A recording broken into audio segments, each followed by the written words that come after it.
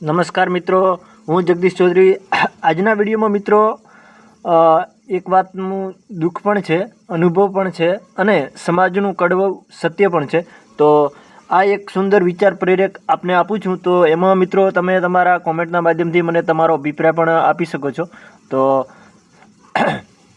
માણસ અને જાનવર વચ્ચેનો ફરક, માણસ અને જાનવર વચ્ચેનો સાચો ફરક કોઈ આકાર કે એની શક્તિમાં નથી હોતો, વિચાર, વિવેક અને વર્તનમાં છે।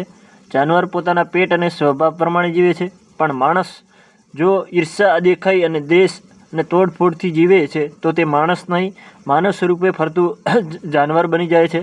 જાનવર પોતાના ઝૂંડને નુકસાન નથી કરતું, પણ માણસને દુઃખ આપે અથવા જેમ કે ખેતરના શેઢા, રસ્તાઓ સાંકડા કરે, શેઢા ખણવાનું હોય, ખોટી રીતે પાડોશી સાથે ઝાડ કાપીને ત્રાસ આપે, ઘાસનો જેમ કે નિંદામણ હોય એ રાત્રે પાડોશીના ખેતરમાં નાખવું, અને રઢિયાળા ઢોર આવતા હોય કે રોજ જેવા આવે તો પણ રાત્રે દેખે તો પણ એ પાડોશીને કહે નહીં, તો પછી એ સમજદાર કહે છે। એ સમજદારી નથી હોતી, એ માનસિક ગંદકી છે। ગામડું હોય કે શહેર હોય, ખેતી હોય કે ધંધો હોય, ગુજરાત હોય કે ભારત હોય અથવા વિદેશ હોય, એ આવા સ્વભાવ દરેક સમાજમાં આશરે 5 થી 10% લોકોમાં જ હોય છે આવો।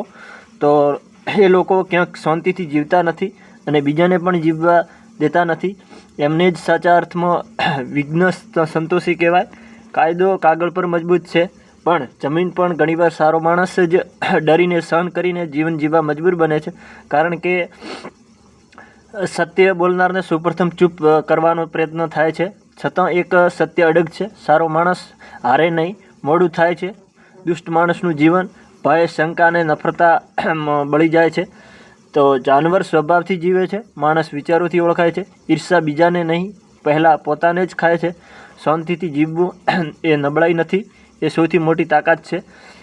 સારા લોકો એ એકબીજાને સાથે ઊભા રહે, સત્ય, સંયમ અને સમજદારી છોડે નહીં, તો કોઈ પણ વિઘ્ન સંતોષી સમાજને લાંબા સમય સુધી ગંદુ કરી શકતો નથી। મિત્રો, ખેડૂત મજબૂત હોય છે કારણ કે એ ધરતી સાથે જોડાયેલો હોય છે।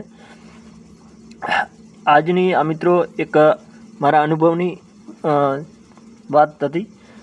નમસ્કાર।